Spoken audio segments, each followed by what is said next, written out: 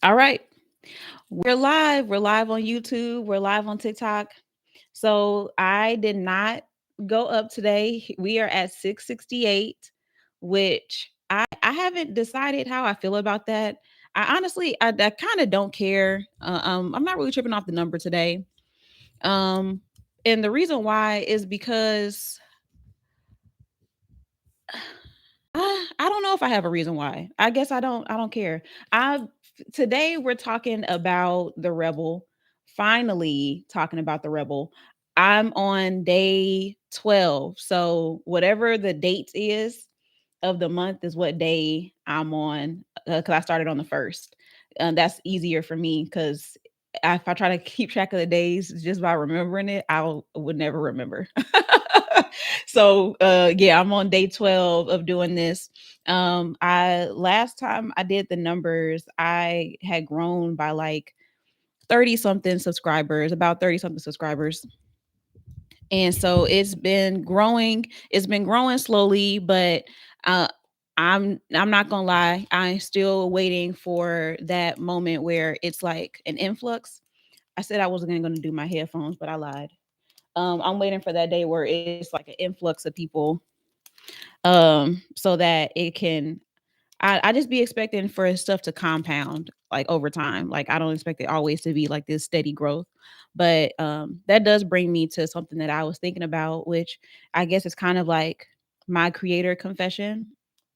But I be thinking about sometimes if the way that I'm growing is if I'm moving in the right direction or if I could be doing more. And I thought about this because I was having a conversation earlier and just talking about how like getting unshy and getting out of my own way, being bolder, showing up bolder, um, and being willing to talk about things that are not like typically discussed, right? And so that's always been something that I feel like I did well. But where I think that the idea of should I be doing more is when I start thinking about stuff that I don't talk about, that I feel a way about, or I don't talk about certain things that I may be wondering, like, should I talk about this? Should I speak up about this? Is this something that I should be saying? Is this information that is necessary for me to share or important for me to share? And so I guess that there's not always a clear indicator of when I'm using wisdom and when I'm using fear to make my decisions. And so we were talking, and we were like talking about some different ideas for content and just different things that we could be talking about and discussing. And that was the thing that I was wrestling with is what is meant to be shared. What am I doing that is based on wisdom, and what am I doing or not doing that is based on fear, whether that is the fear of how people will perceive me or the fear of like possible like backlash, the fear of um how I'll feel after I share it. Like there's a lot of like unknown variables. And so one of the things that I settled on that I'm firm in, like I'm firm in it. Hey Kayla, happy Tuesday. One of the things that I'm firm in is I'm not putting anything out there that I feel is just contributing to the noise. Like I don't want to just talk about stuff and it be it be just me complaining, or it's just me um venting and getting things out in a public way, like in a public platform. I still feel that there are certain things as I'm processing them and as I'm experiencing them that I am not obligated to share, and I'm using wisdom when I am mindful of when I share those things and how I share those things and with who I share those things with. And so, but then you see people who it seems like they have a completely different MO. They have a completely different motto in life, and they're just like they just share so much. It's almost like it feels like they share everything. You're just like, wow, I don't is that what you're supposed to do? Like, is that am I envious of the freedom that they have? Or even sometimes, like, when you share certain things, the response that you get or the support that people get when they share things. And so one thing that I think is like, am I blocking my own help? Am I blocking my own support by not talking about certain things more publicly? Like, those are the things that I think about sometimes because yeah, because I feel like there has to be a line. There has to be a line, and there has to be a code of conduct for what I share in transparency and in vulnerability versus what I don't. And so what I've been doing up until this point is I take things through like that filter. And so if I feel like what I'm sharing is not if I can't talk about it in a way that is um uplifting or helpful, or if I don't understand the goal that I have in sharing it, other than just like getting it off my chest, then I just don't share it. And I just take that as my sign that it's not time to, right? It's not time, or not in this way. And so that's how I've been operating. And so I had a moment today during that conversation where I was wrestling with that, like, is this is like what's wisdom and what's fear? So that's where I'm at with it right now. There's still I still don't believe that you should be sharing everything online. I just don't. I don't. I know there's some people who are just very open with their lives, and it feels like we are let into all of these different aspects of who they are, and it's almost like we're there with them. And I have to be okay with the fact that although my approach may not get the type of results at the same rate that those people are getting it, um, is a fast success is not always good success. So I have to be I have to affirm myself in that. And then also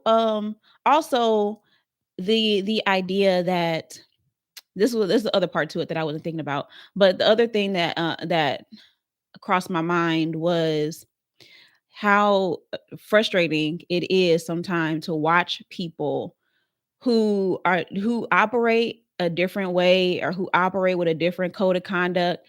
And I mean, sometimes people are like legitimately, like we were talking about people who like scam their way to where they are, like legitimately, like legitimate scammers. Hey, Palm.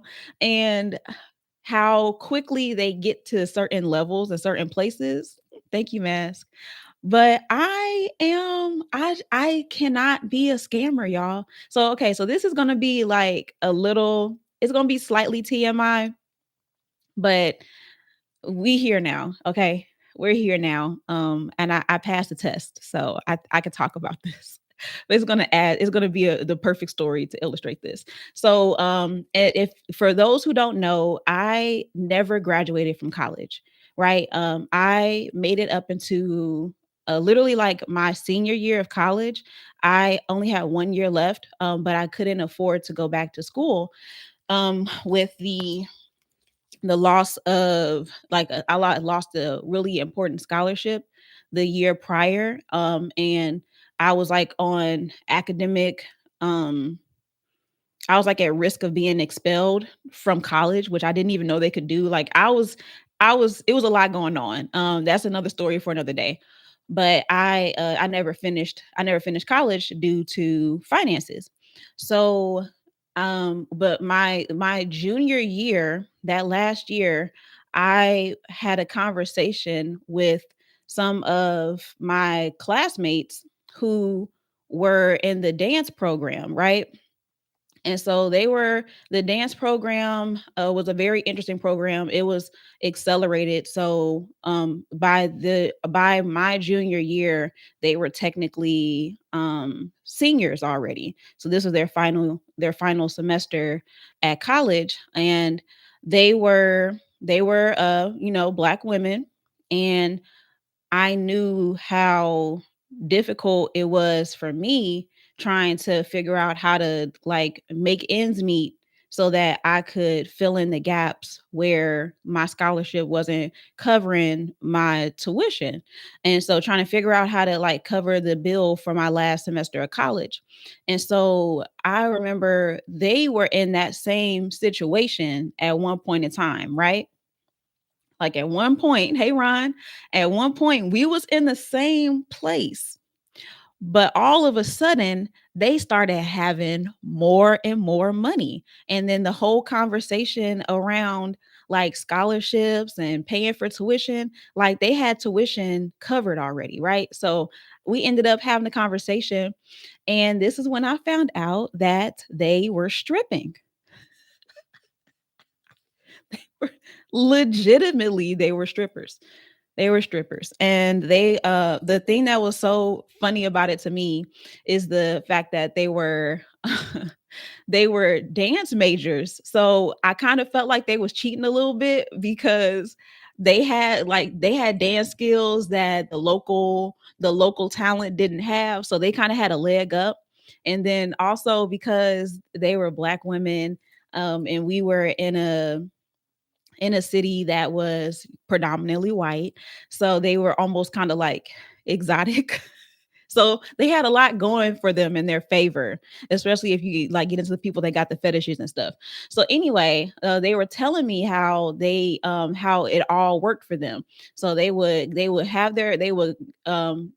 like their stripping at night. They would do their dancing at night. They would come home and it would be like 5 6 a.m., and then they would maybe get a nap in and then go to class, and then get another nap, get up, go to the club, and then they would do that. And so they were telling me how much, like ballpark, how much they were making and how they was able to cover their tuition for the dance program. And they were like, Jada, you would do really good in the club. And I was like, I would. I didn't shut it down immediately, okay, y'all? I did not immediately tell them no. I was like, "I could." And I thought about it for a second. I was like, "Man, I mean, the money would be good. Like I would only have to do it for a couple of weeks. I could have probably covered my whole tuition like them last couple of months." Right. And so they're like, yeah, they're like giving me all the reasons why. And I wasn't in the dance program, but I was in the dance team. So they knew that I liked to dance. And so correct. In the club, we're all fam in that club. But actually, even then, we're not really fam. We're not really fam. It is cutthroat. It is cutthroat. It's very fortunate that I did not go that route. But I thought about it for a second, and I was like, I mean, like, it's college. I could cover my tuition. I would be good to go. Like, I was really contemplating it. But ultimately, I was like, man, no, I can't do it. I can't do it. Even to this day, y'all, I have never been to a strip club. Just like as a patron, I've never been to one. I just I have my reasons. I have my reasons. The biggest one being that I just felt like I would just be sad if I was there. But I thought about it. And so anyway, long story short, actually that was not a long story short. I told y'all the whole story. But the point of that story was they ended up graduating and I didn't. And there was a part of me that regretted it a little bit because I could have had my degree if I had just became a stripper. They no, they graduated. Okay, they graduated. They got their money and I did not. I did not. So I think about like stuff like that and not like specifically being a stripper y'all, but just like in general, like you know how people have their different routes and their different, their different paths that they take, and some people go some routes that are not necessarily like illegal, but they're not the safest, or they're doing what they need to do. And for some people, like that's not an option. Just like ethically, it's not an option. So yeah, yeah. Yeah, it just was a lot. It was a lot to it that felt like for me, even for a short period of time, I couldn't imagine it. I have a year left. I have a year left. Honestly, at this point, because that was like 10 years ago. At this point, I'm not sure if the credits still like pan out the same way. I have no idea. I went to a liberal arts college, so that was also another problem. Transferring those credits, because liberal arts colleges, they get very creative with credits, like super creative with the credits. So the things that count for like math and all of that, I don't know how it would translate now. So it just it's like slowly became less and less important to me. And then I always said that I wouldn't go back unless I knew what I wanted to go back for. Like because even in college, like by my junior year, I was kind of fluctuating on what I wanted to do. I knew I didn't want to be a fashion designer, and that was a problem because I hadn't considered anything else. So I'm in college. What am I going to get a degree in? So I was at that time, by my junior year, I was kind of like trying to make my own degree and figure that out. So I never settled on what would make sense for me to get, where it would even like I would even be willing to do the work that I would need to do to, get myself in that place. Hey Adrian, to get myself in that place. And it has to be worth it, I guess is the gist of it, for me to go back and get a degree. But yeah, y'all, that's something that I think about a lot. When you choose to live your life a certain way, it does change your options, and sometimes it limits your options. And so seeing what people are willing to do in order to, get what they need, and get what they want, I get why people resort to what they do, but it is frustrating when you are doing things the way that is true to you and it feels like it's the slower route. Like it just doesn't get you those same results as fast as you see other people's. And so that's not always the easiest thing to navigate. So yeah, that was the whole just the conversation. I guess that did kind of turn into my creator confession for today. And yeah, and truthfully, it's still, we're still figuring it out. We're still wrestling it. So, where I am right now though, aside from you know, aside from, balancing that and navigating that, I am in a place where I feel like what's important for me in this moment, which is a big reason why I'm doing this challenge to get to 1,000 subscribers, is one thing that I know is important is for me to take a strategy and actually implement it long enough and consistently enough to then measure the results. I was reading something on Threads not too long ago, that was talking about how marketing needs a rebrand, and the person was saying that marketing has turned into it's been like reduced to like tactics, and it's been reduced to the like very generic, this is how you do it, this is the formula you have to follow, this is what you need to do, and everybody's stuff looks the same, it sounds the same, and there's not enough space for originality and personality and authenticity and substance and surprise. Like just like do something else. Do something else. So it's become so so formulaic that it is boring. And it also there's a lot of pressure to create in the way that pleases the platforms and not creating in a way that is true to you. And so she didn't go into details about what that would look like to change it, but it did interest me because I agree. Like I think that marketing by and large has become incredibly boring. It has become very, very like cut and dry. This is how you have to do it. If you don't do it this way, you're not going to get views. You're not going to go viral. No one's going to watch your content. You're not going to sell anything. You're not going to make money. Like that's like it's almost kind of like a fear that if I don't follow this formula, then I'm going to fail. And that kind of stuff like really pisses me off.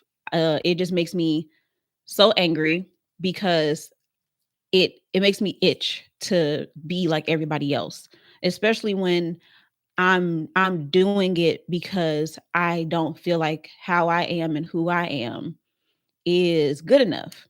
Like that's the kind of stuff that makes me want to swing, I guess, at the air because there isn't an actual person that I'm mad at. Just I'm mad at the system. If I could swing on the algorithm, I would. Okay, like that's where I'm at with it. So I've been thinking about that, and I think about the fact that I have different ideas and I have different things that I want to try, and thank you, Ron.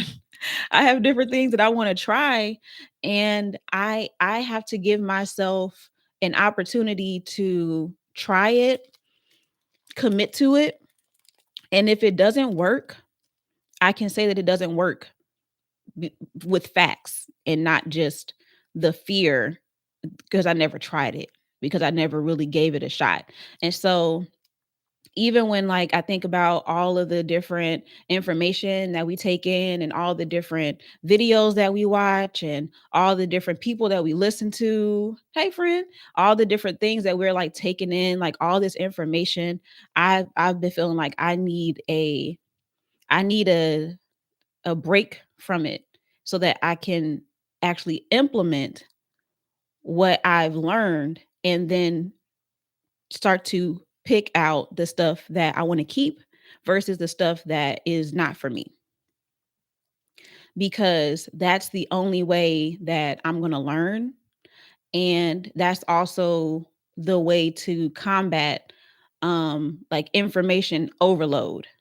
Yeah, and, like, trying it and, like, really trying it, like, I like, trying so hard that if it doesn't work, it hurt my feelings, but, like, rightfully so, right? Like, I can take the L on the chin, but I don't want it to be because I was like, "Man, I really didn't give it my all. I did a little bit here and there." Like, no. I am putting so much effort into this, so much intentionality. I am challenging myself so much with this that by the end of it, I cannot say I did not try. Yeah, exactly. And like by the end of this, I will have, I mean, at minimum, I'll have 30 videos and 30, I mean, let's see, at least 30 hours of content because I've been talking on here. I've been clearing an hour every time I talk, which still is just incredible to me because why do I have so much to say?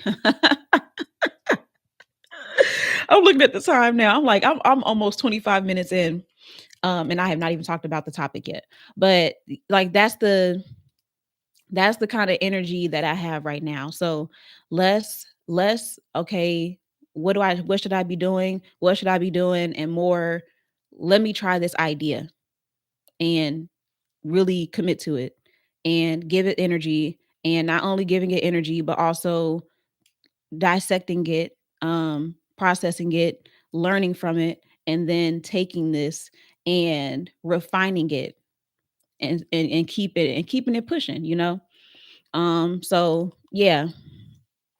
Hey Crystal, welcome in. Welcome to the family. I like that, just doing things and learning from the experience. Yeah, learning from the experience. Um, I'll okay, let me get into, because I could talk about this for a long time, y'all. Let me get into this brand personality. Hey, Juicy. Let me get into this brand personality.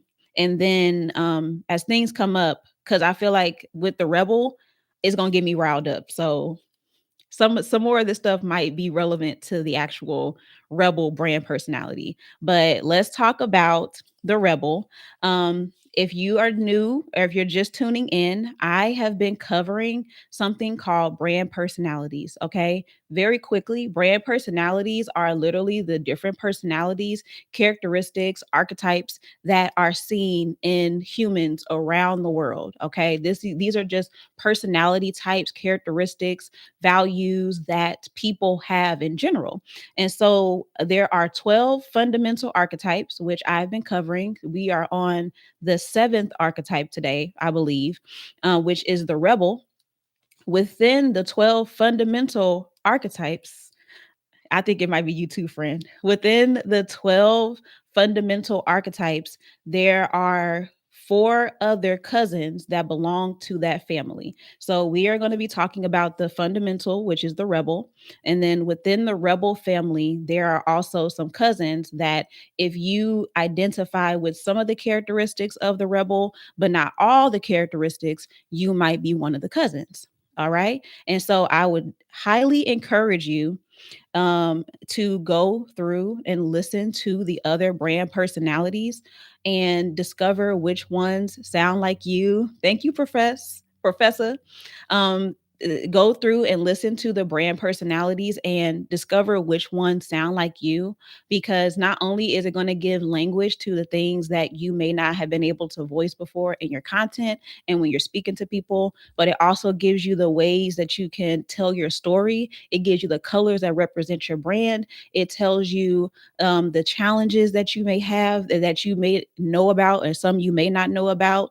That could be potential pitfalls. Like, it really is like an analysis of your personality that will help you to understand yourself better, but also communicate who you are to others better.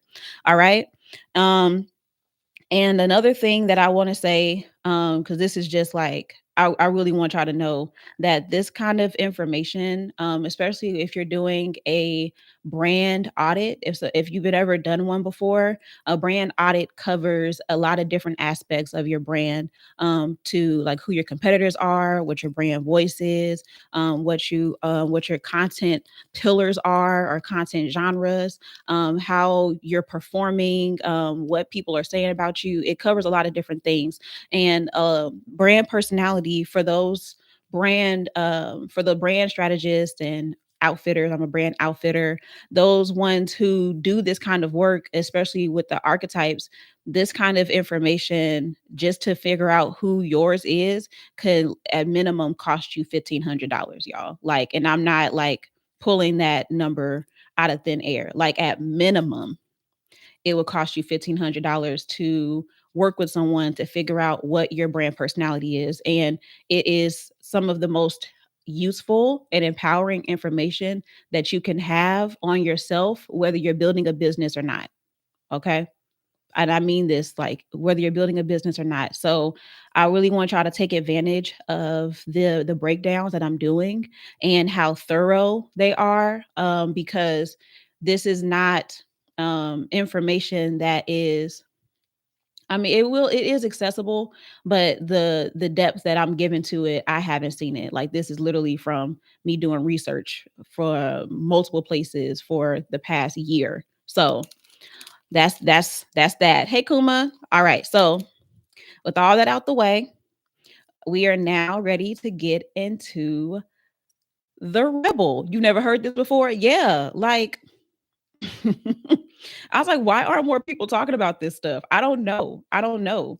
So let's get into it. So here's the rebel. The rebel is a force to be reckoned with, representing the voice that's had enough. The rebel is a key to social change and acceptance as a harbinger of fresh perspectives, new outlooks, aspirational change, and awakening. A rule breaker, the rebel challenges convention by questioning the status quo and pushing the envelope.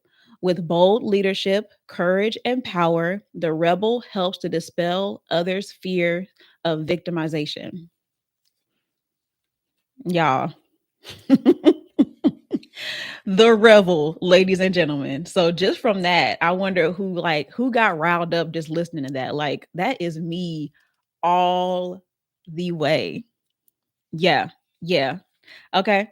Okay. I see Bullock says this is me for real or what I want to be. This is who you are. This is who you are. Let's get into it.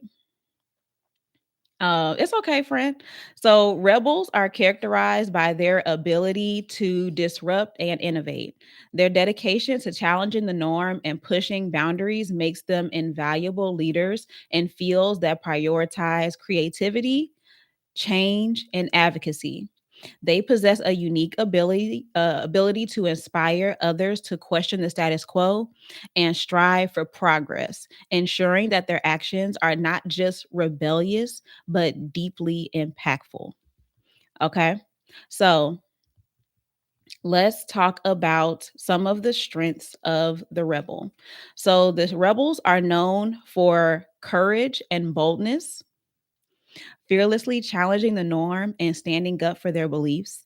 They are known for innovation and creativity, thinking outside the box and coming up with groundbreaking ideas.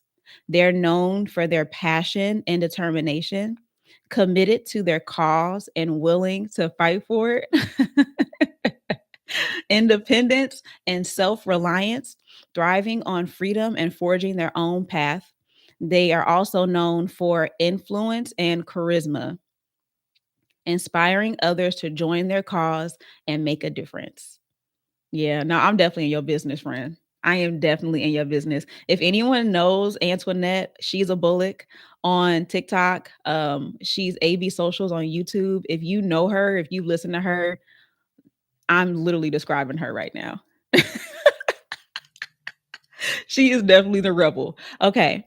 So when you embrace your strengths as a rebel, you are recognizing your natural ability to lead change and inspire others. Rebels aren't just troublemakers, they are catalysts for innovation and progress, challenging norms with a fearless spirit. So now, with every strength, there also comes the challenges. So here are some of the challenges of were they really? Your high school rebels were the rebels? Your high school mascot was the rebels? That's so funny. Yeah, no, that's you. So some of the challenges that the rebel faces are isolation, alienating others due to their unconventional views, recklessness, taking unnecessary risk in pursuit of change, stubbornness, refusing to compromise even when it's needed, burnout, pushing themselves too hard without adequate support, and confrontation, creating conflict through their rebellious nature. Yeah, I'm just going to keep looking at the paper, okay? Cuz I already know I'm in your business. Recognizing and mitigating these challenges helps the rebel to maintain their passion and their drive while fostering positive and sustainable changes. Because one thing that the rebel can fall into is because their passion is a good thing, the rebel's passion is a good thing, but the your ultimate goal is to make lasting change. And sometimes the way that you move, especially if you're leaning more into like the recklessness, or just like that, like the impulse to just do stuff, you run the risk of making temporary change, but not making change that's sustainable, or you start things that you're not able to maintain because the proper things aren't in place to make it happen. And so, especially when it comes to like the burnout, and not reaching out or having the support that you need to make your ideas happen or make those changes happen, is a problem. And then you couple that with the isolation and feeling like people don't understand you, and so you're just going to do it on your own. I got this, I can get it done. Like the independence can be a really good thing, especially when it comes to like getting things started and like sparking that stuff. And then but it can also be a problem when it is not given the support that it needs to sustain it. So um hmm, another thing that stands out to me, especially when it comes to the isolation, is sometimes I feel like the isolation isn't, sometimes it's an external thing, like it's not within your control. But I think sometimes, like as rebels, we will self isolate and separate ourselves from people to protect ourselves, because we don't feel like there's anyone that gets it, or anyone that understands, or anyone that has the passion that we do, or the drive that we do to like get it started and get it done. Like there's been a lot of times where I've like started projects and I've had ideas, and then I was like, man, don't nobody want this like me. I'm just gonna do it. Like I'm just gonna do it. I got it. I'll figure it out, because clearly I'm the only person that cares enough. I got it. I got me. I'm gonna make it happen.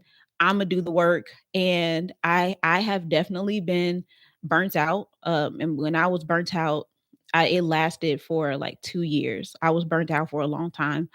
And I was doing everything myself, because I felt like if I tried to delegate it or give it to anyone, they wasn't gonna do it right. Like they wasn't gonna have that same energy, that same passion. And so I think that, especially with the rebels as leaders, I think that we have to be okay with us being like the heart for things. Like we might be the ones that have to not force people to do it, but we like ignite the fire in people. We ignite the passion. And it's okay if we're the ones that start it so that people can see it.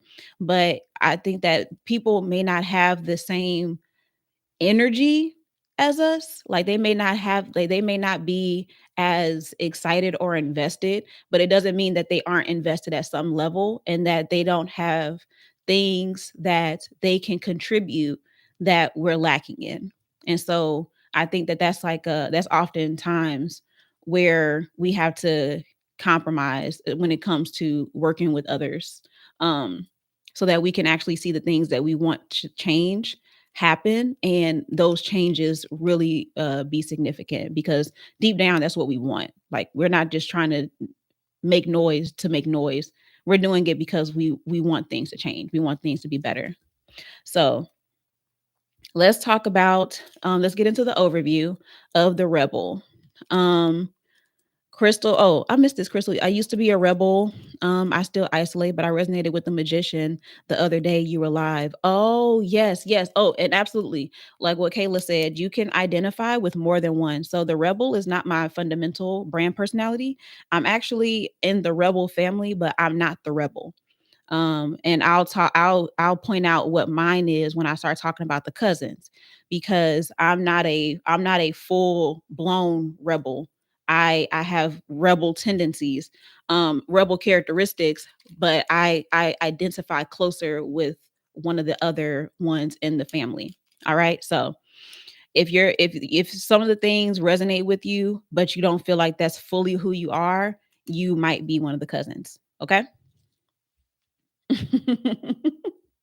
You need to be more rebellious. Okay. At the heart of the rebel is a burning passion for transformation and a desire to challenge the status quo. These individuals don't just see the world as it is, they see it as it could be, filled with possibilities for change and improvement. With a highly courageous nature, rebels often find themselves in roles where their determination and boldness can shine, making a significant impact on those around them. So you, as a rebel, you may have been used to being in places and environments where your boldness, where your tendency to cause conflict, whether it was intentional or not, your tendency to be more outspoken or willing to challenge people or challenge systems, you may be used to being in places where that wasn't appreciated, and where it was seen as a problem, like straight up, like you may be used to just feeling like that, like people don't understand why you feel differently, or why you're going left when they're going right, or why certain things irritate you. And so it's important for you, whether that's in your job or whether that's with your business, whether that's in the community that you create, that you're in a place where that boldness and that determination can shine, and where it's celebrated, because where nothing would change without the rebels. Nothing would change without the people who are willing to challenge and disrupt and speak out, and ultimately help people to not feel like victims. Like that's a really important thing. Like that fear of whether they're victimizing themselves, whether they are being victimized, like there's a sense of advocacy that you have for people, for groups of people, that makes you have to speak out about it and say something about it. So it's important for you to be in places where that can be highlighted. Rebels are characterized by their ability to disrupt and innovate. Their dedication to challenging the norm and pushing boundaries makes them invaluable leaders in fields that prioritize creativity, change, and advocacy.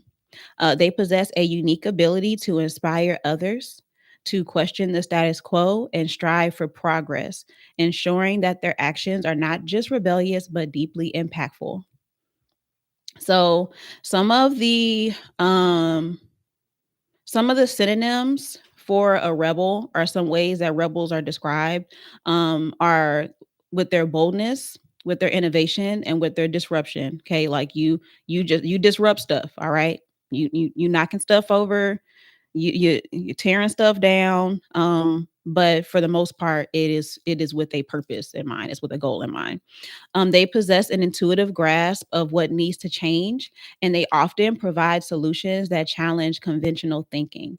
You are, honestly, I believe that most rebels are at least creative in some way, or identify with something in the creator family, because of, especially with like the innovation and the different ways, the unconventional ways of thinking.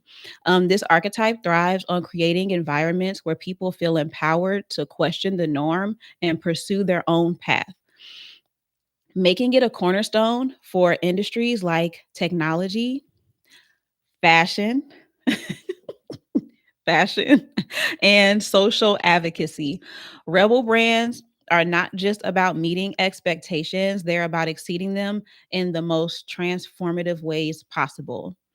So some of the examples of the Rebel brand are, Harley Davidson, which, I kind of feel like that's a given.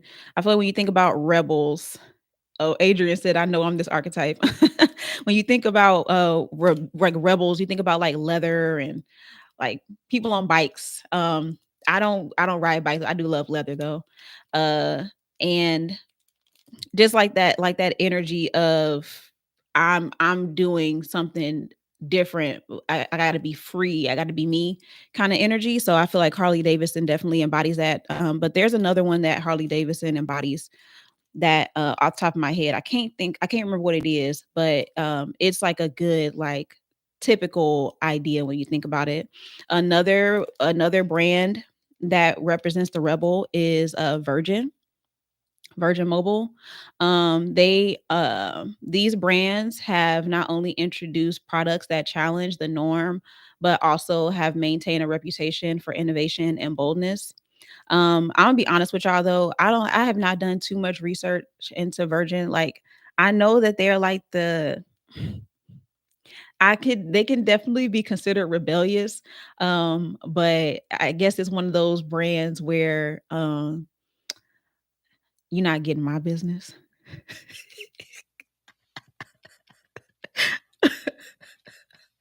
But it I mean, no knock to them, but it's just I guess it's more of a personal preference. Sorry, Virgin Mobile. Y'all are doing great work for the ones. Um, is Wendy's a rebel brand? I think that I could see that. I think that more so on their like socials, like their media. I definitely see them as more of the rebel. And even you know what, actually that might be a good one. Because even with like the shape of their burgers, um, that's like, you know, you go left, we go right type energy. So that could be a good one. Yeah, no, that Wendy's is definitely the rebel. If there was a brand personality that was the villain, they would also be them or the troll because they are trolls. But yeah, I could see them definitely on social media. Crash Bandicoot. I could see Crash Bandicoot being the rebel. He is definitely like offbeat and in his own world. Yeah. A lot of brands are doing rebel brand type things right now to market. Yeah. And the thing about that is if it's not true to your brand,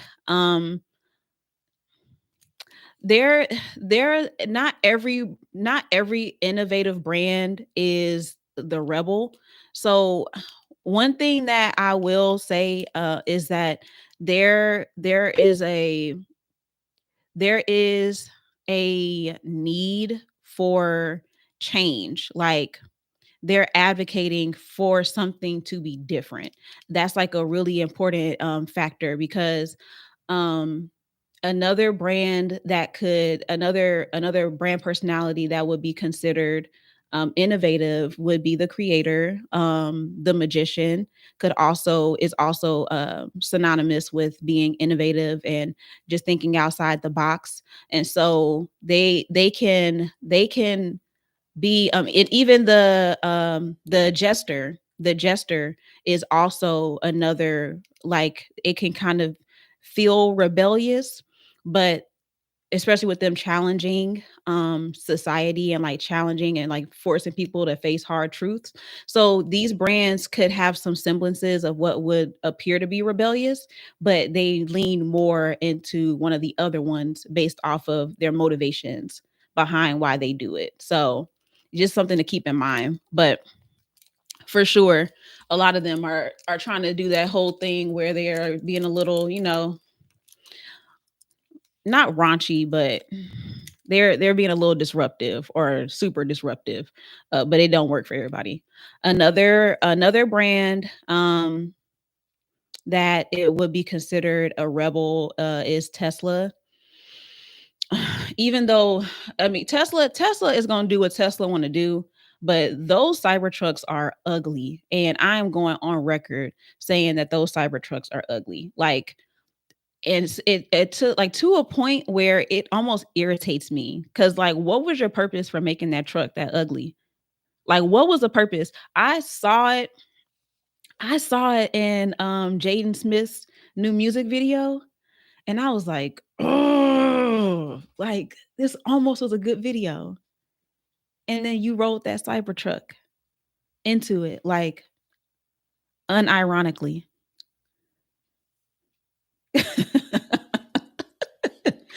Unfortunately, we have to he would definitely be considered a rebel. Even the fact that he just like came in and took Twitter and made it X, he's definitely a rebel. Now, for a rebel with the cause, I don't know.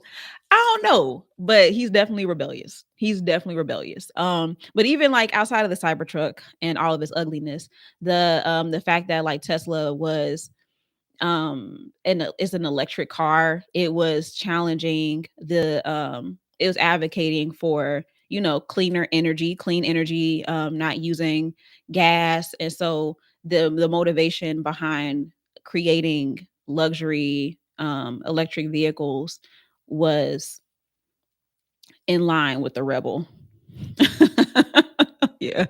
I know a lot of people are saying he can't sit with us. I am not excited about Tesla being in this category, but for all intents and purposes, it is. So, let me see. I'm making sure I cover all the bases. So the biggest thing with the brands and any rebel brand is that they deeply understand their audience's need for change and excitement, ensuring that each interaction feels empowering and revolutionary. So if this is your brand personality, then you resonate deeply with those sentiments. Like, you want people to feel empowered, you want them to feel like they're a part of something that's changing the world, like you want them to feel revolutionary. So, and we'll get into how you can connect with them and how to make them feel in just a moment. So, let's talk about your journey with your audience as the Rebel brand. So, as a rebel, it's important to lean into your ability to build lasting, transformative relationships with your audience by consistently demonstrating boldness and innovation. These brands create a shared experience that feels both personal and impactful. Their ongoing dedication is not just about offering products or services, but about fostering an environment that brings about a sense of empowerment and change. Okay. You are all about making people feel like they have their power back. They have their voice back. They have their confidence back. They have the ability to make the changes and have the resources that they need in order to change and transform their lives. That's the journey that you're bringing them on as a rebel. So, with the rebel, there is not without its challenges, and so some of that comes from the struggle of balancing their drive for disruption with the need for stability and cooperation, which can definitely come from that lack of systems, and also the alienation and the isolation that we tend to have, and like the I'll just go at it alone. So that is, in order to have that, we got to have a balance of the two. So the rebel brand is often fraught with risks of isolation, recklessness, and the emotional toll of constant confrontation. Okay. Like, it's given all my life I had to fight. Okay. So you got to, I think with that, like, it might even come down to, um, choosing what is worth the energy. Yeah, we were just talking about this, friend. What is worth the energy?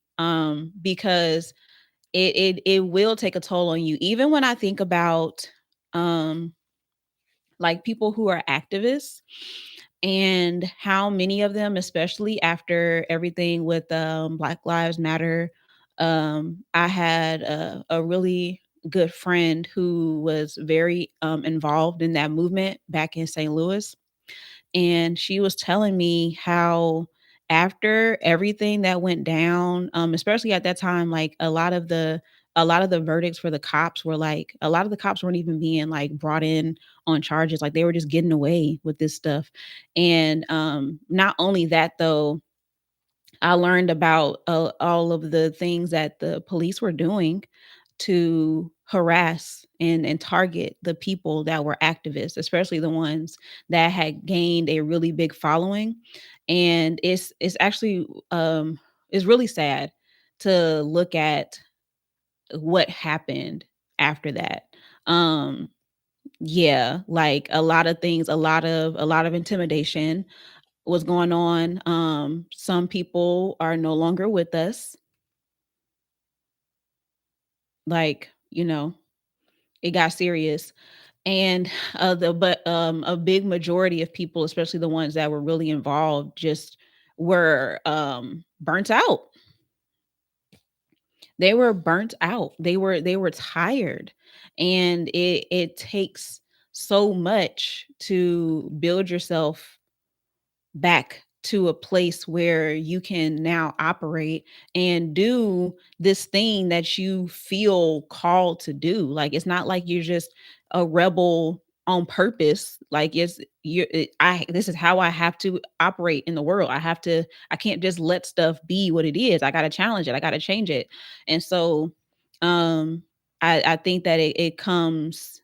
I don't think that that has to be your story, but it takes figuring out what you can commit to, what it looks like to take care of yourself in the midst of that. Again, not being solo all the time. Like, the independence is great, but if you don't have a community, if you don't have support, and if you're not intentional because you know it's a challenge for you, you have to work a little bit harder to build that space, but you need it. Like, you need it. So yeah, because the world ain't right, but I am. Oh my God. The rebel, ladies and gentlemen. Okay, so let's talk about connecting with your customers as the rebel. So, rebels attract those who value boldness, innovation, and change. Okay. It does not mean that the people that you attract are also rebels. That's not necessarily the case, but these are the things that they value, either because they want more of it or because they can identify with those things. So, they're buying into a relationship of empowerment and transformation.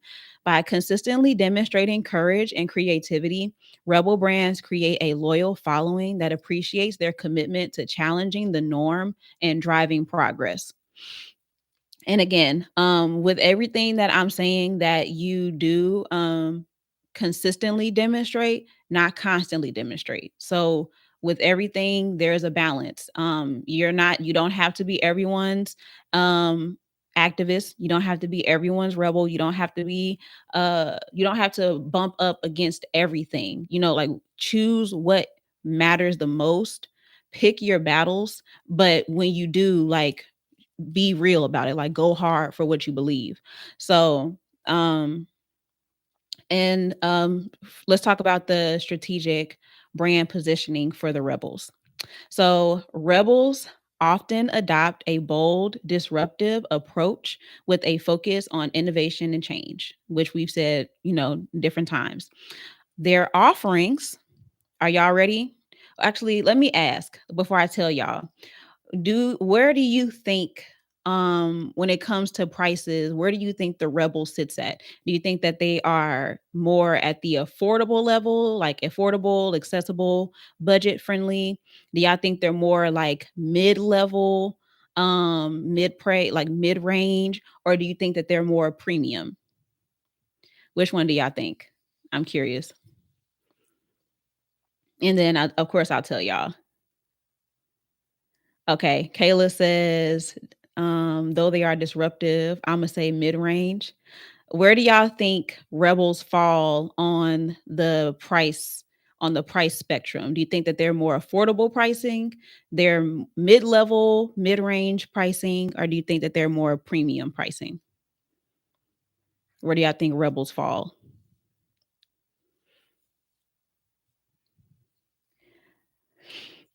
If it helps, go back to my examples. Okay, I see another mid-range. They charge mid-range, but they premium. Okay. So, Antoinette, you're actually the closest.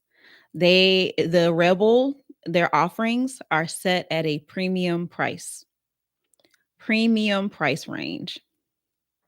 And y'all remember the examples I gave: Harley Davidson, Tesla. Them ain't no for play.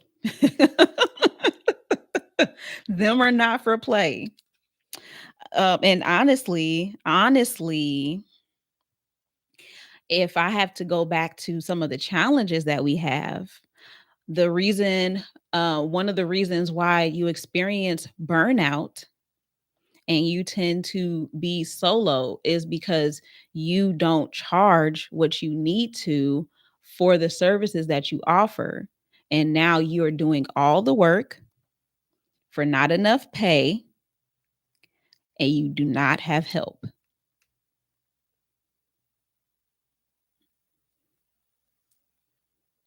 Mm, mm, yeah. So the Rebel should be set at a premium price range. All right. Emphasizing uniqueness and cutting edge features. And again, like this is not all about technology. Now, when it comes to technology, it is a lot easier. I think it's easier in general with products to charge more because it just makes sense with products. Like you know how much it costs to create it, you know what it costs to, the cost of the goods, the cost of the labor. Like it's easier to calculate the pricing for that and introduce the features that are included in it to justify the pricing. And this is still important information even if you have a product, because you don't be trying to make your products accessible and affordable when you are spending and investing large amounts of money in it to the point where you're now operating at a loss. You're losing money every time you sell this product. That don't even make sense, y'all. It don't even make sense. But going back to the cutting edge features, you also you also have to think about what it is that you bring as an innovator, what you bring that is challenging the norms, what you're bringing that literally, like if this is your brand personality, then you also have causes and you also have things that you are invested in, that you care about, that money could be going towards. Like you're not just thinking about, I'm making this for myself. I know that I need money to run this nonprofit, or I need money to be able to donate to this foundation, or I need money so that I can support the people, this group of people who I know need resources and don't have them. So what you're building is literally not for you. Like it's not just for you. It is for everyone who is going to be directly impacted and indirectly impacted. And so you got to think about all of the different things, all the innovation and the uniqueness that you are bringing to even this service, and consider that when you are thinking about your pricing too. Um, so your the design and the marketing strategies are crafted to convey boldness and rebellion, using striking imagery and provocative messaging to reinforce their transformative ethos. So again, like you're that, like naturally you're a disruptive person, and if you are censoring yourself too much, or if you're holding back, or even if y'all, like I'm gonna be real, like even if you're not like telling it like it is, you're doing yourself a disservice as the rebel. Like you should be saying stuff that like almost like irritates people. And it's not because you're trying to get on people's nerves, it's because this needs to be said, because this needs to be changed. Like wake up, wake up.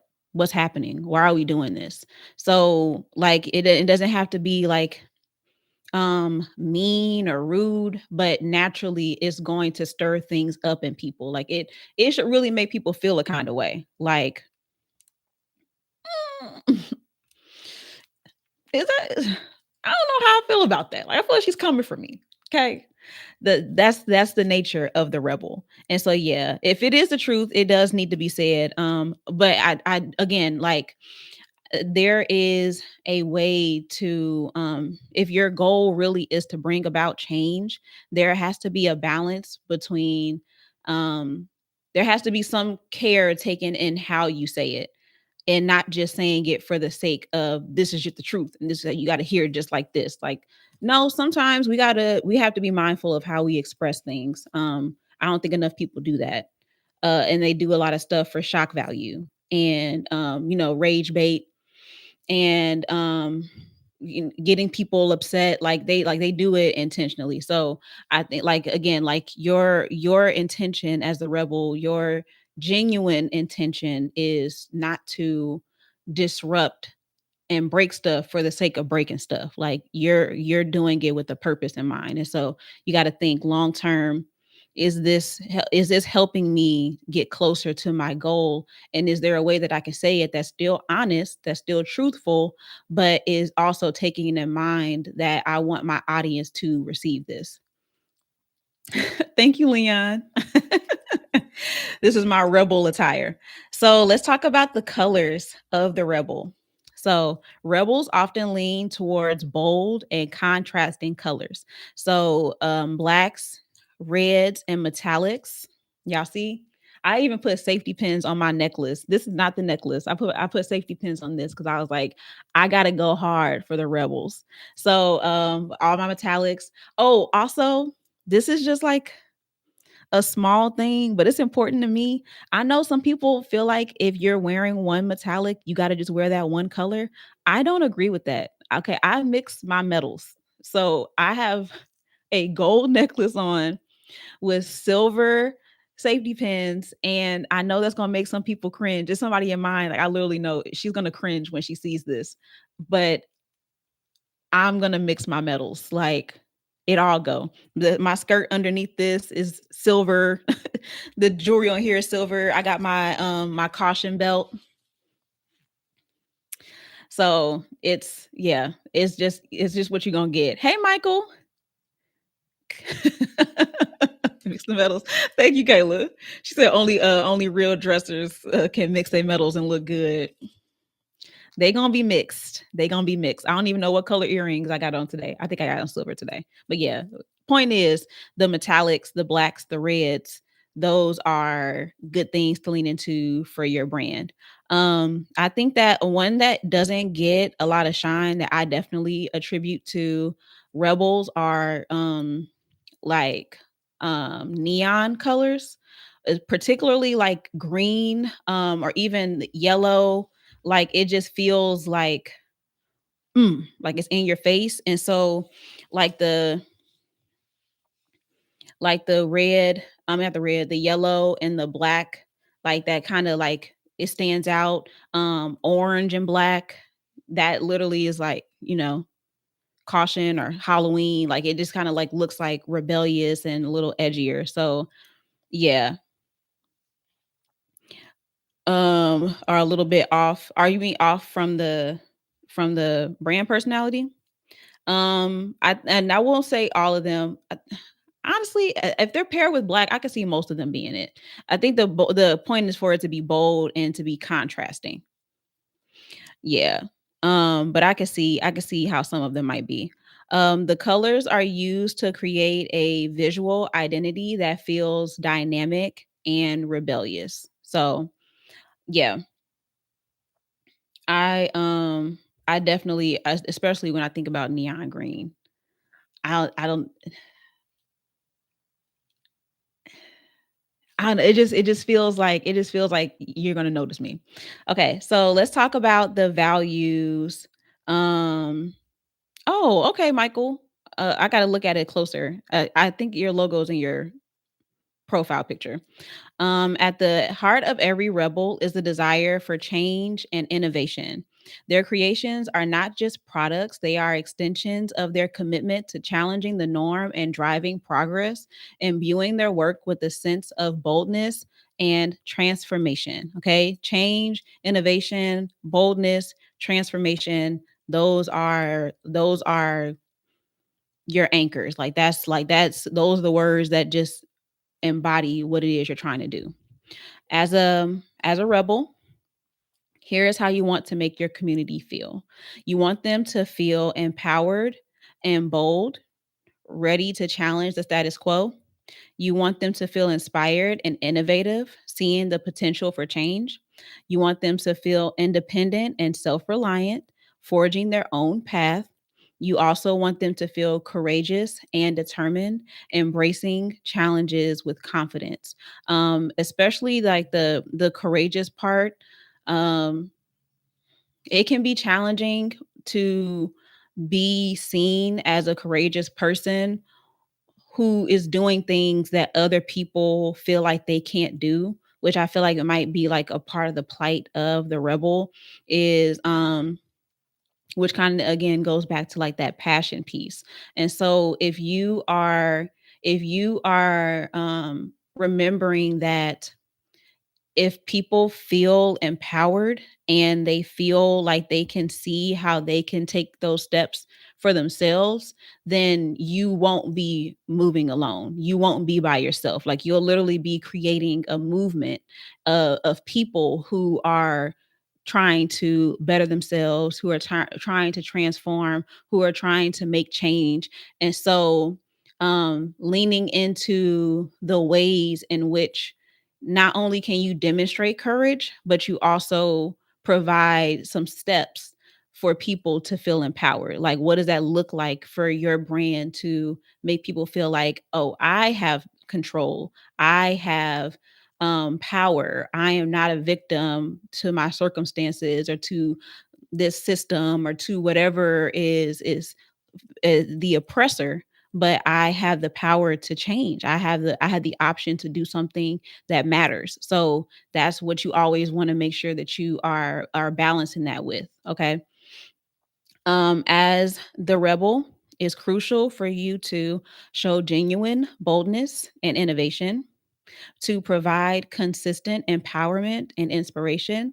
All right. Consistent, not constant, consistent, and then to communicate openly and provocatively, making individuals feel empowered and valued. And you may not think that you can be provocative and make people feel empowered, but literally, Antoinette, you do this all the time, especially when you when you started doing the winning Wednesdays and you were like basically like telling people like, no, you did this, this, and this. Why are you acting like you ain't do what you just did? Like you're always challenging people and speaking in a way where it's provocative but it's empowering. Oh, another example of it is when y'all were doing those affirmations and y'all what was the affirmation?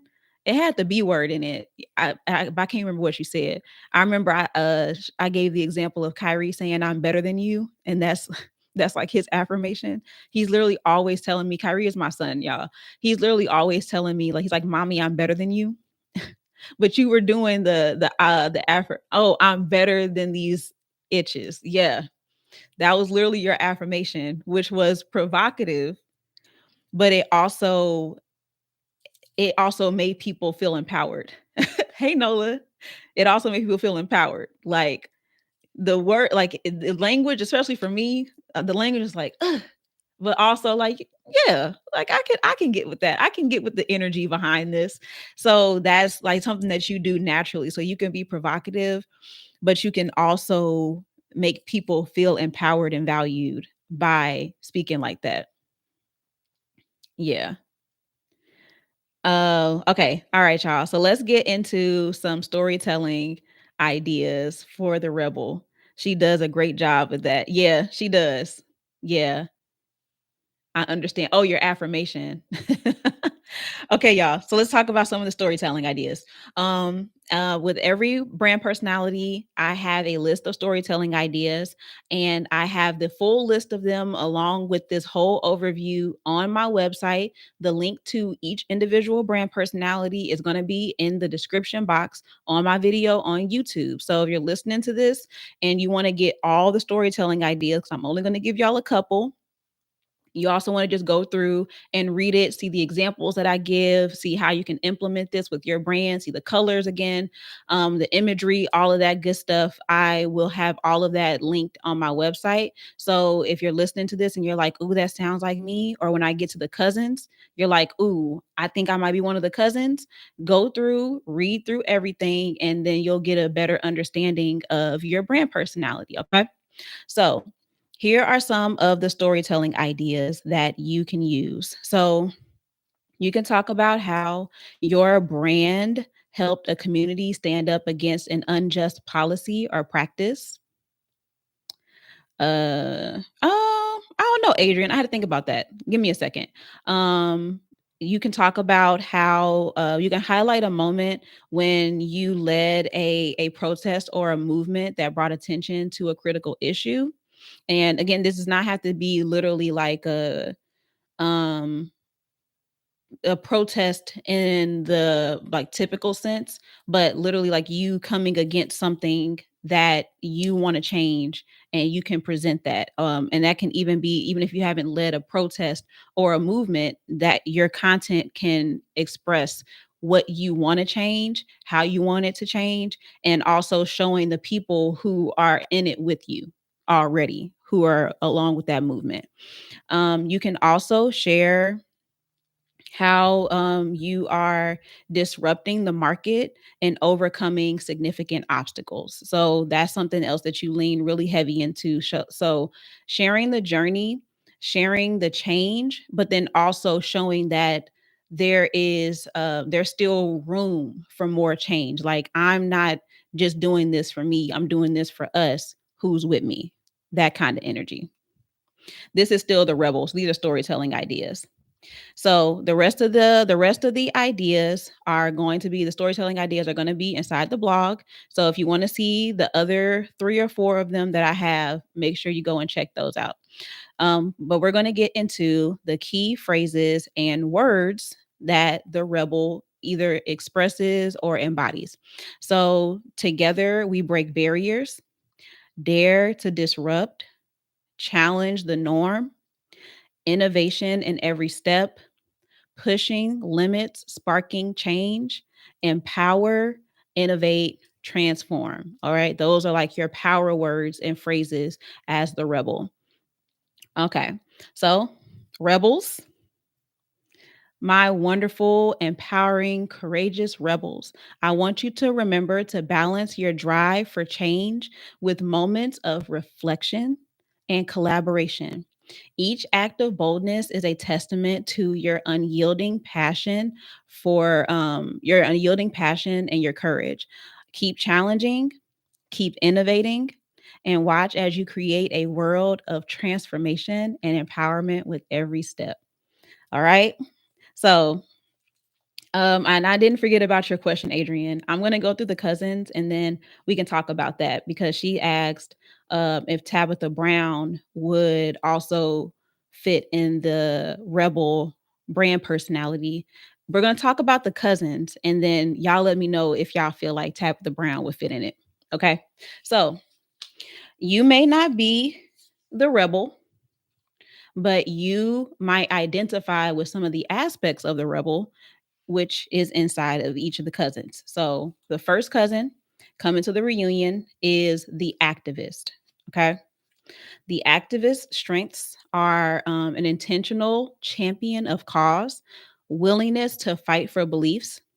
The challenges of the activist is opposition for its own sake. This archetype is defined by its intentional efforts to affect social, environmental, economic, or political change. A champion of various causes, the activist seeks to persuade people to wake up and change their behavior. All right. The next cousin that's coming to the reunion is the maverick. The Mavericks' strengths are independence, nonconformity, originality, quirkiness, and fearlessness. The challenges of the Maverick are rebellious or unorthodox behavior with no intended outcome.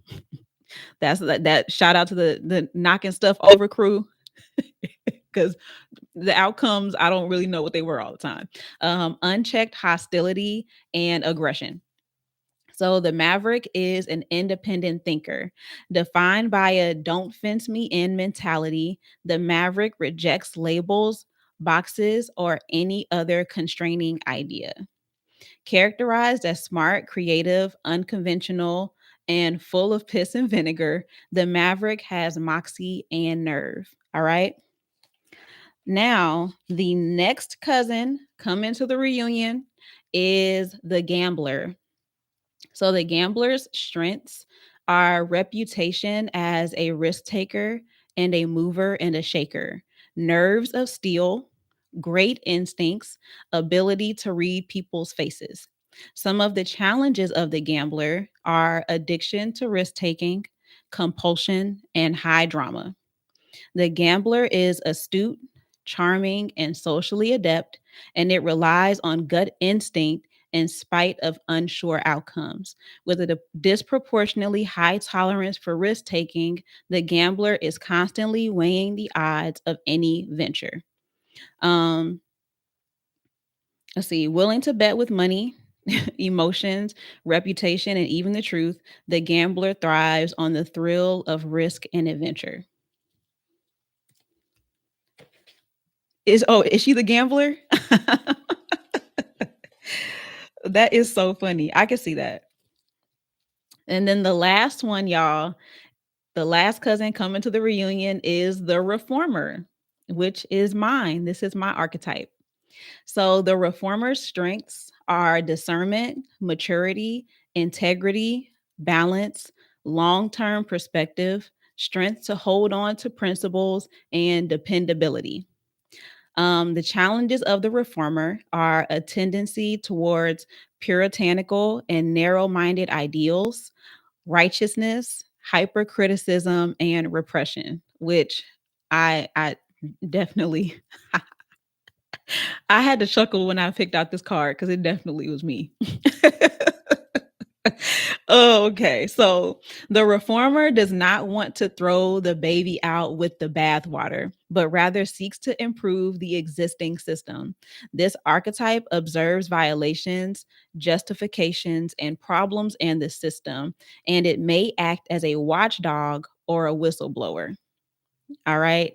Um, I'm gonna read a little bit more because since this one is mine. With an advanced ability to see what's missing, the reformer instinctually is pulled to modify and iterate. The reformer wants to be right, to strive higher, and make improvements. Living in relentless application of ideals and expectation, the reformer seeks to avoid criticism by applying rigorous logic. Yeah, it basically said I'd be dry snitching. Basically, I'd be dry snitching. That's what it's saying. But yeah, watchdog, whistleblower. Yeah, it's a me. It's a me. So Tabitha Brown. Which one was Tabitha Brown? Y'all think minus the obstacles. I think that I could definitely see her as a reformer. I don't see her as a full blown rebel though. Um, I don't see her as a full blown rebel,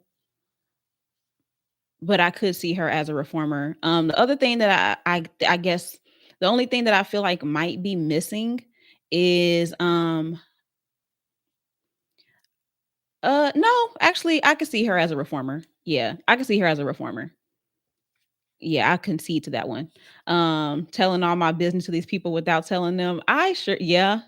Y'all, when I said whistleblower, that is me because I just be looking at stuff and I'm like, no.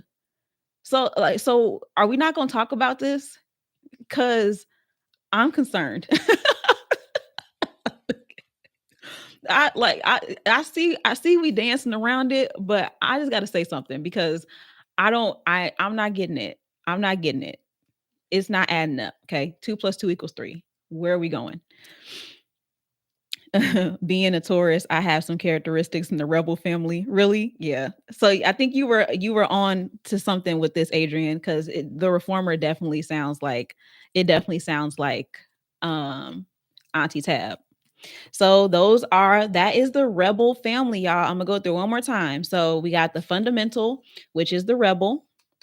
And if were listening to me in the beginning and you were like, yes, yes, yes, yes, yes, yes, check, check, check, check, check, then you are most likely the rebel. But if you're listening and you're like, some of that's me, but some of it's not, then you might be the activist or the maverick or the gambler or the reformer. So who on here thinks that they are a rebel or they are a rebel adjacent? Who feels like they fit into the family?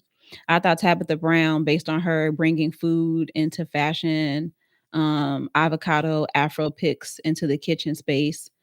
Yeah, that is a good one. And honestly, the way that I I feel most comfortable being rebellious is in my style. Like, that's one thing that if I never had the words or if I never felt confident enough to speak up, I was going to do it through my clothes. Like, I'm going to do it through my fashion, which is another reason why I don't do very well with people's feedback or advice, or people trying to style me. I'm doing better with including people in it because I think that me asking for suggestions allows people to be creative, which I want to inspire. But when it comes to my style, y'all, like, I am very protective of it because it was one of the first ways where I felt like I don't have to listen to you. I'm gonna wear what I want to wear. And I don't care if you like it or not. I'm gonna do it anyway. That's so just so y'all know. Just so y'all know. Proud rebel. I just cuss. I think the fact that you cuss is a part of the rebel in you. I need to listen again, but I think I could be a fundamental magician and a fundamental rebel. If both of them are strong, Adrian, then that means that most likely it means that you still have to figure out which one is the strongest one, because having two fundamental cards is um overpowering. That's the best word I can give you. It's overpowering.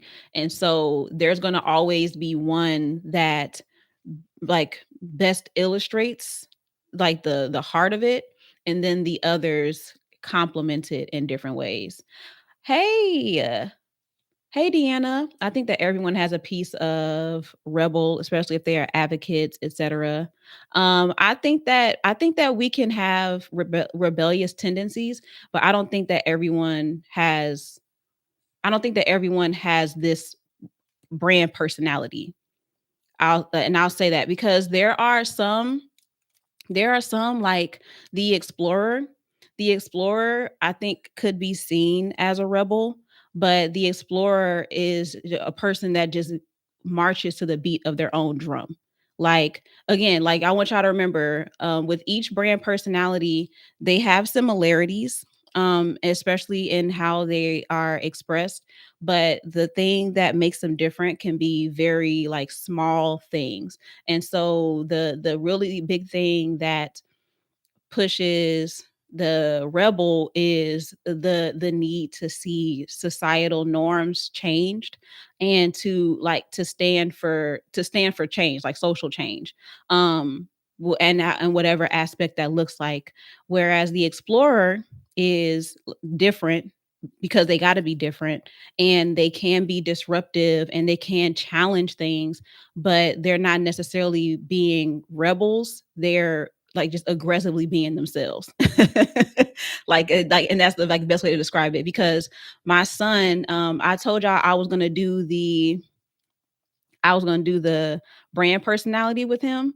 And so, after this, I'm gonna post it. I might post it to TikTok, but I'm definitely gonna post it on YouTube since I've been doing the series over here. And I he pulled out his brand personality. I did the game with him and everything, y'all. And so he picked out his personality, and I read the cards to him. And as I was reading them, and then some of the words I had to explain to him what they meant, but he was listening to it and he was like, "Yep, that sounds like me. Yep, that sounds like me." Like he was so confident, which I was really impressed with. I should have recorded the whole thing, but I wasn't thinking. I just wanted to do it with him.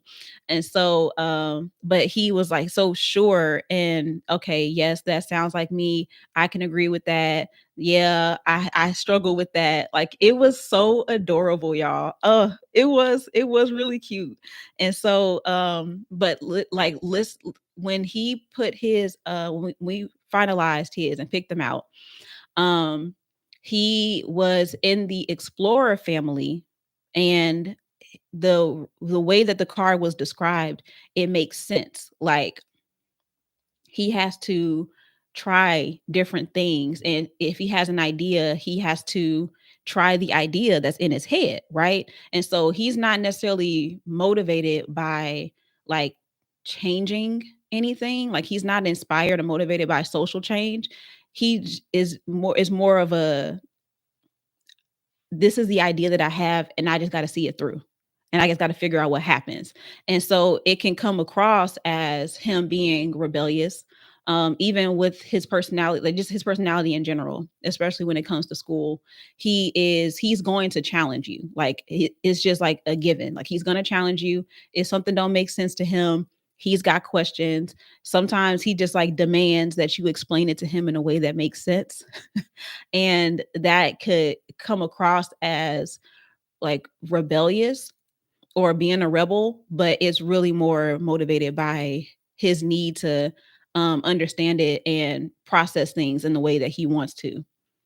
So yeah, you know what, Palm? The fact that you said that, the she said on TikTok, Palm is saying that maybe this should replace the whole ENFT stuff.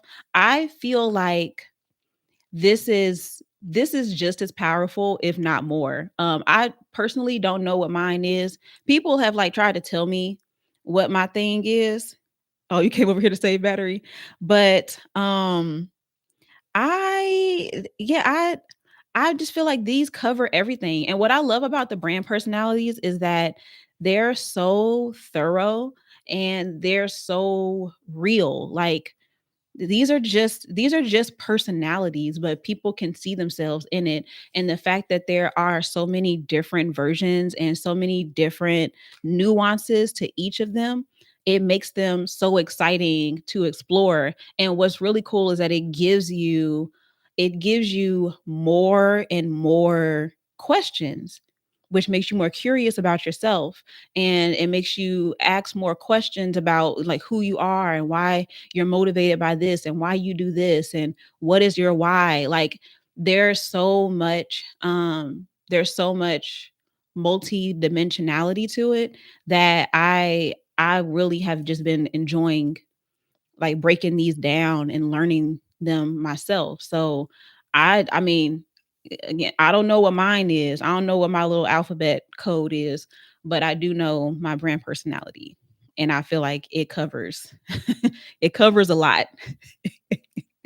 Between the strengths and the challenges by themselves,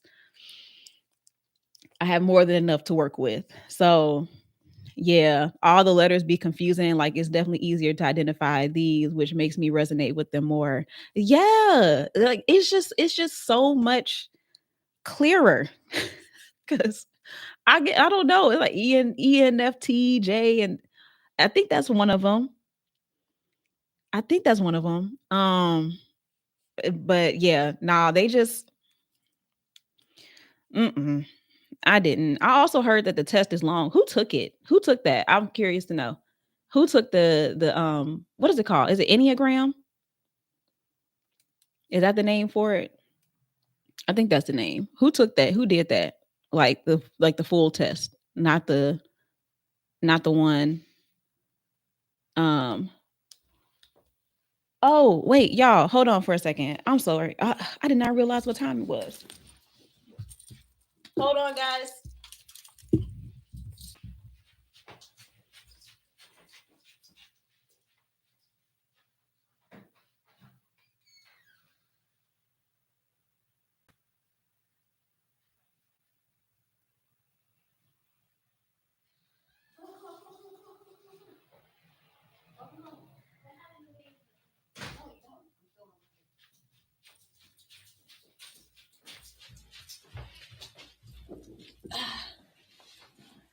Okay. I had to get Kyrie off the bus. I'm back. I did not realize what time it was. My goodness. What? Two? All twos?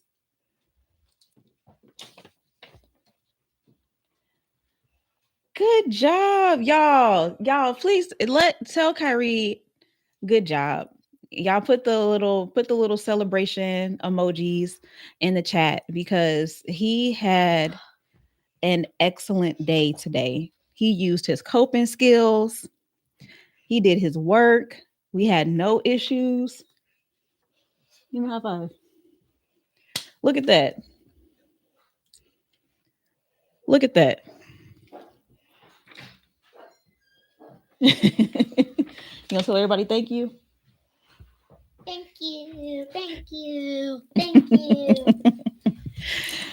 That is so good. Yeah. Well, that made this day even better.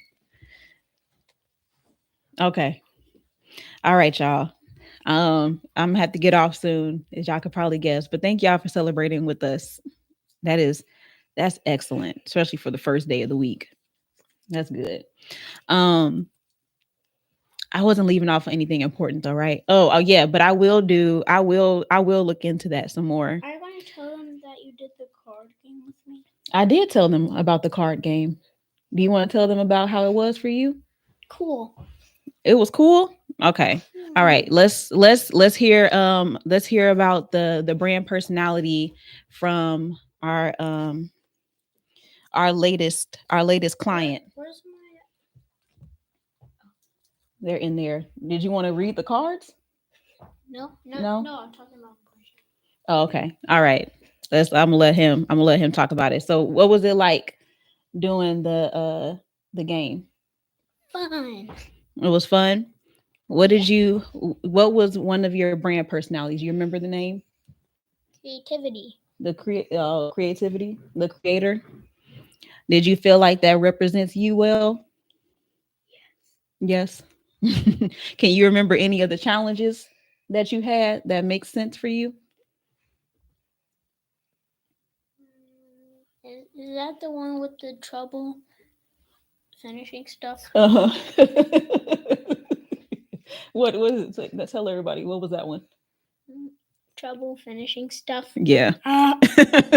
What is one of the cards, the challenges that he has is having trouble finishing stuff. And he was like, yeah, yeah, that's me. Yeah, it didn't sound like it was fun. It did not sound like it was fun, Deanna. It looked like it was hard work and it was gonna make my head hurt. And I Now just was he not. knows how to treat me. Yeah, that was important for him. He said, "Do you know how to treat me now that you know my brand personality?" So I was like, "Yeah, I have a little bit of a better idea." So it's cool, y'all. It's cool. It really does tell you a lot about yourself. And it is not a 5011 number question quiz, whatever that thing was. That was ridiculous. I looked at that alone between that and then I think at the time I didn't want to pay for it. So I was like, no. I'm not motivated to learn this and I don't know what value it's going to bring to my life to have this information. So it was a no for me. So I can't give a like balanced perspective on it. Cuz I've only they can't hear me if you're playing with it. No, this is good. It'll be too close to my mouth.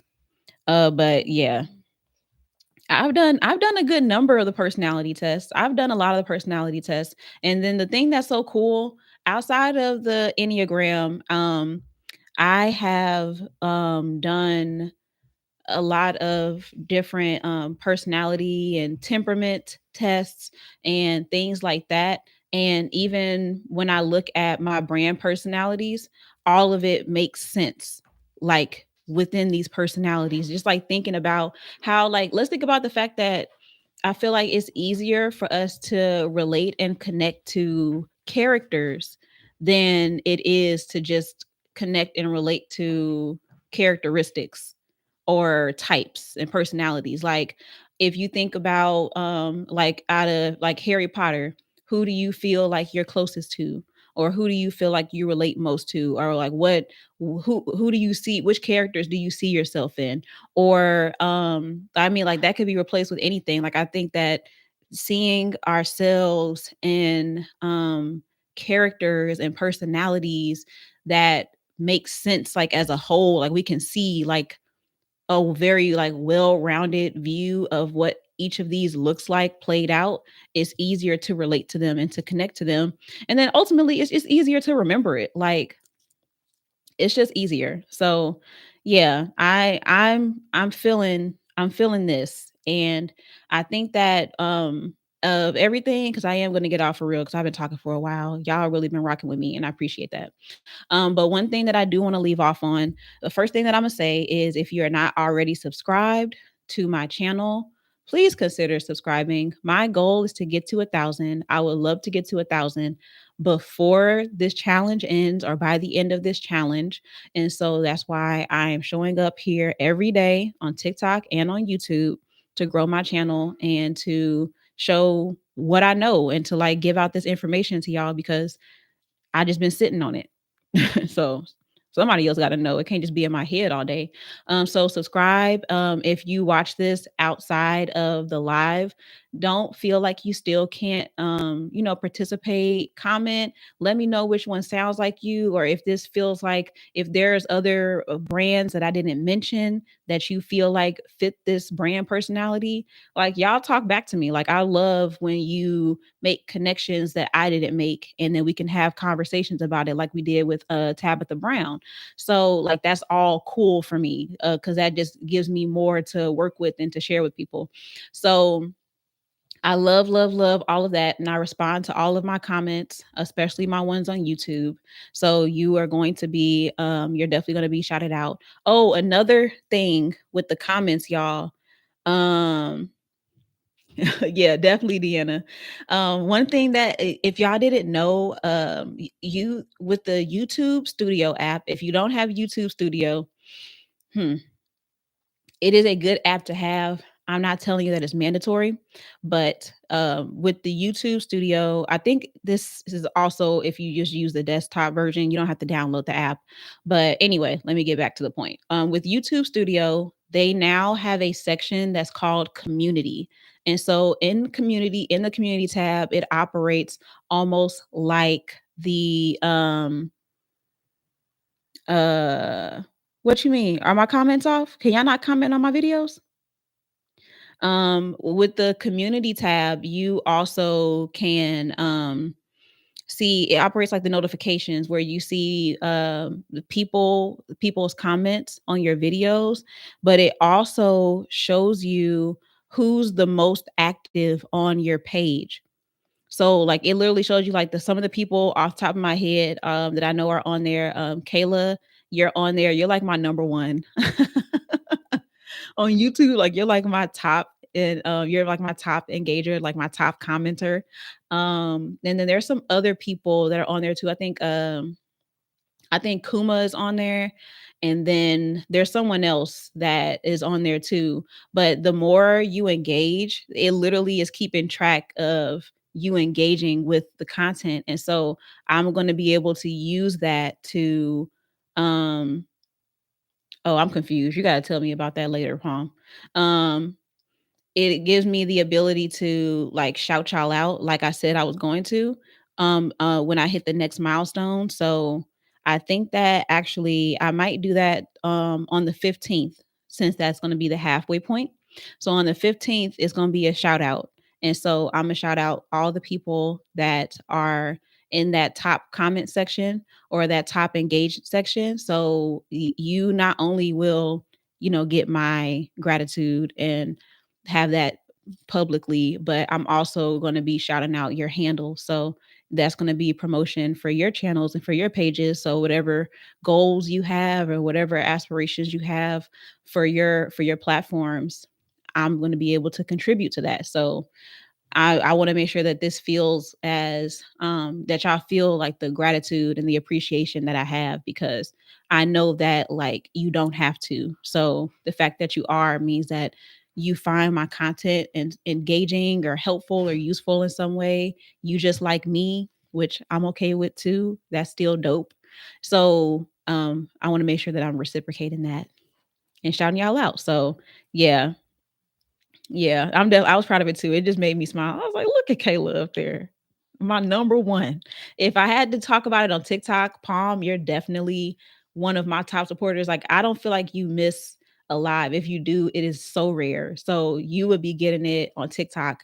Another person that would definitely be getting one is Ron. I want to come up with like really good names for these awards because they feel like awards now. But Ron always comes in and he gives me like the most interesting set of gifts ever. If y'all have ever watched him on TikTok, when he comes in, he just like picks the most random, obscure gifts to give me. But it's like he started doing it and it just became like this ongoing joke. So every time he comes in now, he does that. So but I just want to shout y'all out and showcase y'all because yeah, I wouldn't be able to do this without my community. So yeah, you have been a part of it, Deanna. You may be on the list. You may be on the list, but I don't know how it works with live streams. So that's why I was saying even if you're not on that list, I will definitely still I'm keeping note of who I've been seeing and who's showing up, because regardless whether you're on TikTok or whether you're on YouTube, I see y'all and I remember who's showing up and how you're showing up and how engaged you are. So y'all can get y'all shout outs. I promise. I promise you. Then the last thing that I will say, hey y'all, the last thing that I want to say, the I'm trying not to get distracted. I'm sorry. Okay. Last thing I'm gonna say, and then I gotta respond to this, Deanna, because you can't just drop that in there and me not have a comment about it. So thank you, y'all.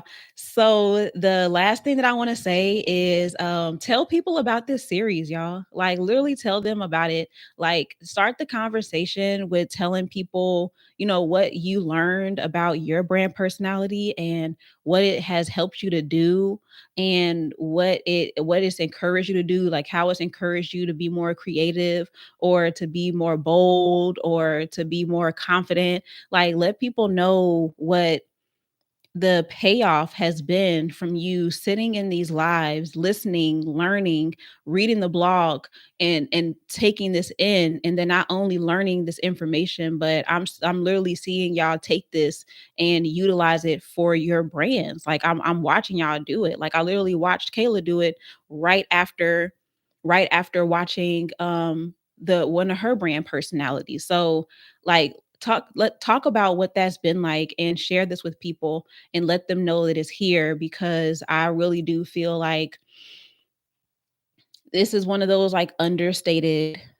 aspects of building your brand that a lot of people just don't know about. So, you know, let them know it's here. What are these emojis, Mask? But yeah, y'all. So let people know. Let the people know.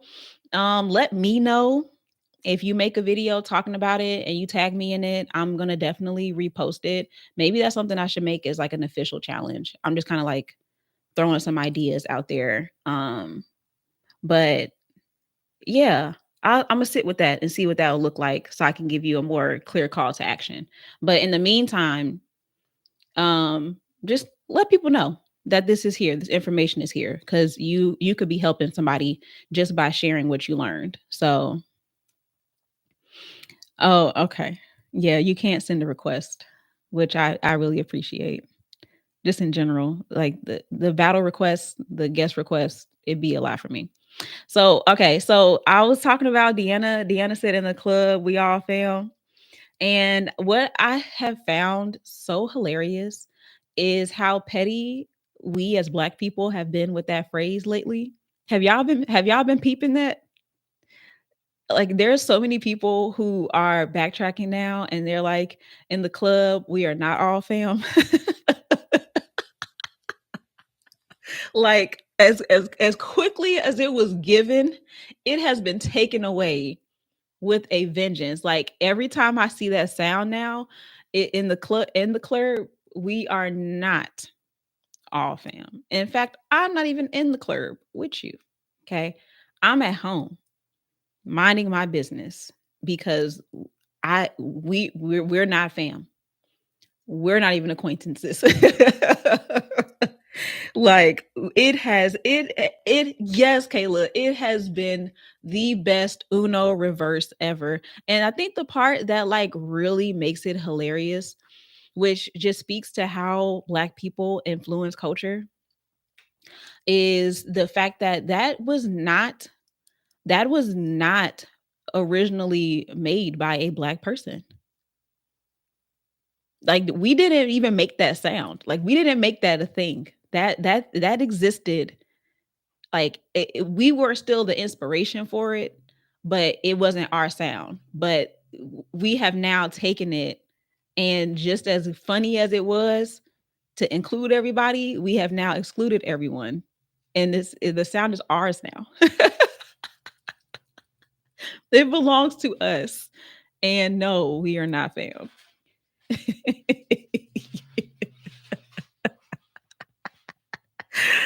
Oh my gosh. That's one of the topics that you wanted to talk to us about? Really?